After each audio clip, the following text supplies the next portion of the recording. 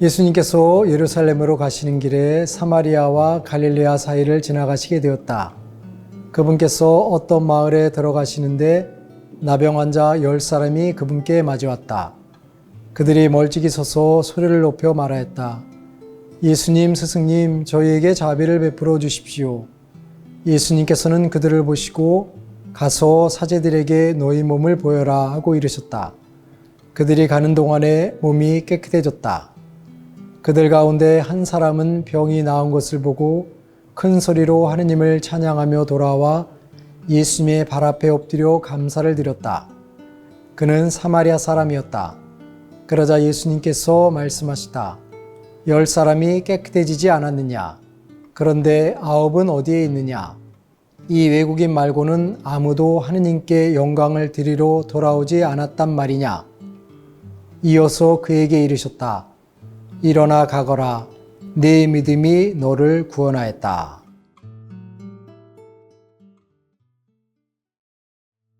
참 예수님, 오늘 복음에서 예수님은 나병 환자 10명을 치유주셨는데 그 중에 이방인이었던 사마리아 사람 한 사람만이 예수님께 감사를 드리러 왔습니다. 그래서 보통 우리는 이제 감사한다는 것이 얼마나 중요한 일인가 하는 것을 생각하며 살아가고 있지요.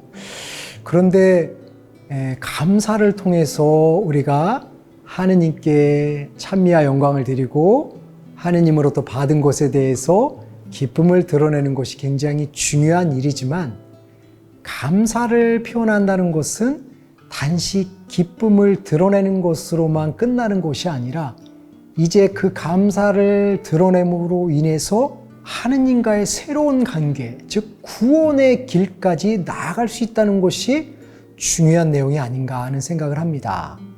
10명의 나병에 걸렸던 사람들은 모두 예수님을 통해서 치유가 일어났습니다.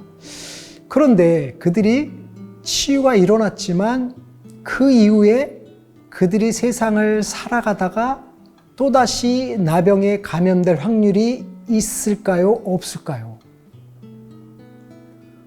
아마도 알 수 없지만 분명히 그들이 또다시 나병에 감염될 확률은 분명히 있습니다.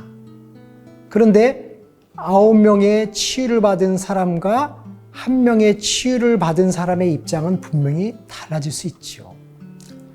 9명의 치유를 받았던 사람들은 혹시라도 나병에 걸리게 되면 어떨까 하는 두려움과 불안감이 있고 혹시라도 나병에 걸리게 되면 또다시 예수님을 찾아서 헤매야 되고 예수님과의 관계를 설정해서 예수님께 치유를 받아야 됩니다.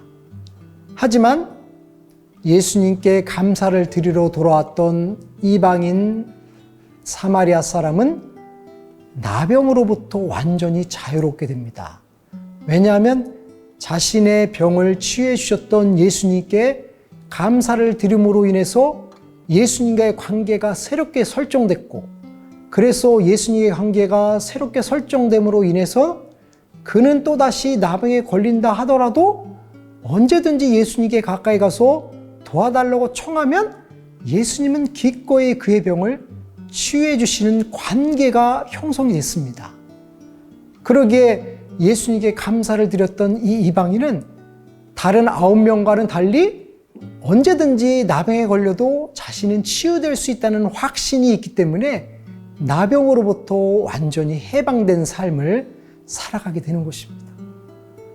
이처럼 감사를 표현하기 위해서 예수님께 다가간 그 사마리아 사람은 감사를 표현하는 것으로 인해서 끝나는 것이 아니라 이제는 영원히 병으로부터 해방되고 영원히 병으로부터 해방됨으로 인해서 그는 구원을 얻을 수가 있었던 것입니다. 그러므로 우리가 감사를 표현한다는 것이 얼마나 중요한 일인가.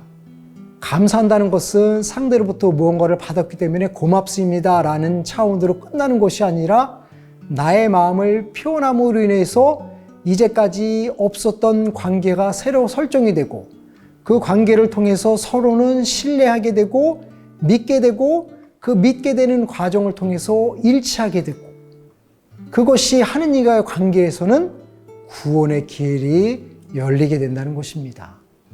그러기에 우리가 세상을 살아가면서 하느님께 매 순간 감사를 드린다는 것은 얼마나 중요한 일인가 하는 것을 생각하게 되지요.